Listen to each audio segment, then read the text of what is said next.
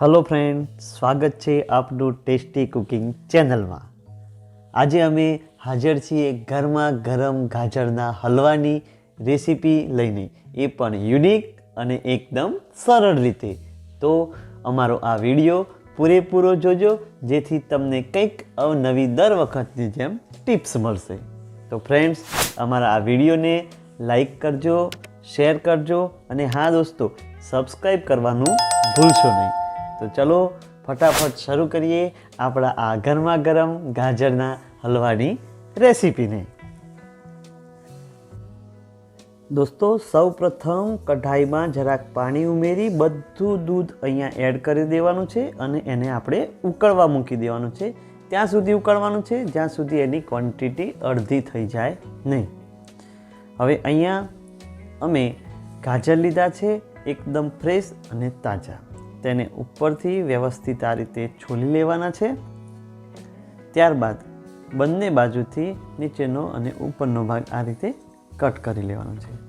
Friends, અહીંયા આપણે હવે શું કરીશું, આ એનો ઉપરનો થોડોક જાડો ભાગ છે ત્યાંથી એક કટ મારીશું અને એને વચ્ચેથી ચીરો કરી આ સફેદ ભાગ જે દેખાય છે એટલો કાઢી લઈશું।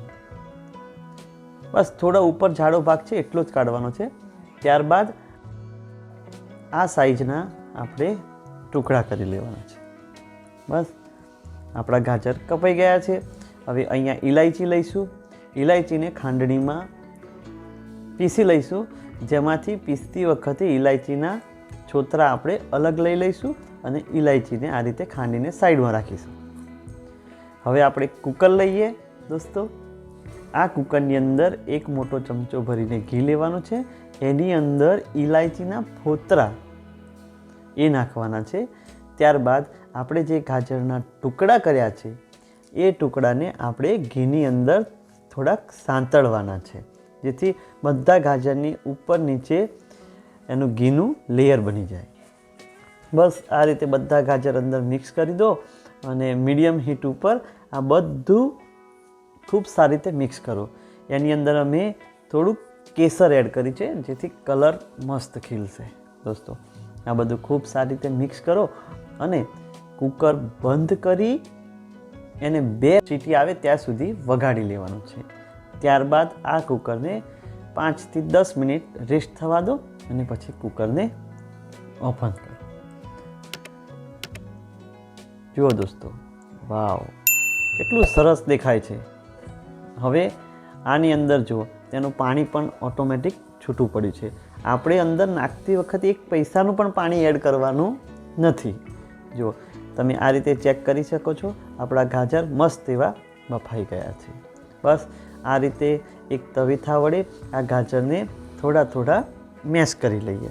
હવે જે આપણે દૂધ ઉકળવા મૂક્યું હતું એ દૂધ ઉકળી અને ઘાટું થઈને અડધું થઈ ગયું છે। હવે એની અંદર આ જે બફાઈને આવેલા ગાજર છે, હા જુઓ કેટલું જોરદાર દેખાય છે, આપણે એની અંદર એડ કરવા છે। આપણે હલવો કુકરમાં બનાવવાનો નથી, આપણે એને આપણી દૂધવાળી તાવડીની અંદર જ એ કરવાનો છે। તો દોસ્તો, આ કઢાઈની અંદર તવેથા વડે તમે આ રીતે જે ટુકડા હોય એને મેશ કરી શકો અને મેસર વડે પણ આ રીતે એને મેશ કરી દેજો।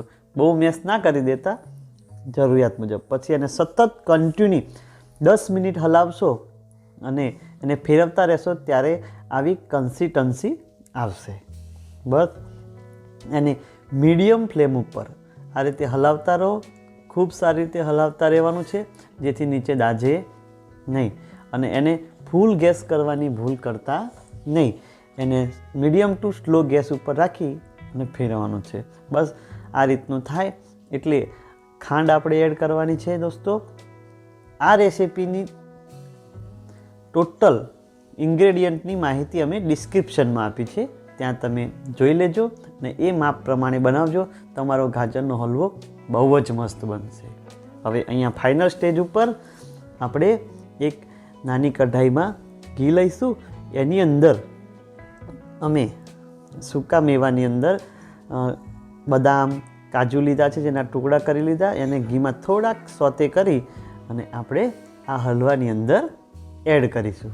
બસ ચલો રેડી થઈ જવા આવ્યો છે આપણો ગાજરનો હલવો. એને ખૂબ સારી રીતે મિક્સ કરીશું.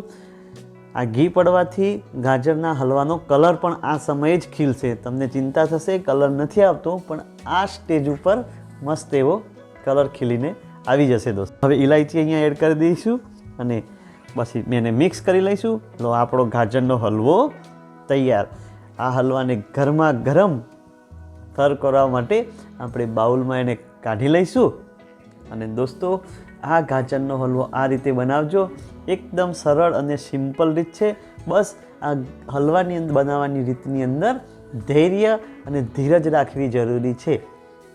આ સમય બહુ લેતો રેસીપી છે, તો એને ખૂબ શાંતિથી હલાવતા રહી આ રેસીપીને બનાવજો. ઘરમાં બધા ખુશ થઈ જશે, મોજ પડી જશે એવો હલવો બનશે. તો દોસ્તો આ વિડીયોને લાઈક કરો અને સબસ્ક્રાઈબ કરવાનું ભૂલશો નહીં. જય હિન્દ દોસ્તો.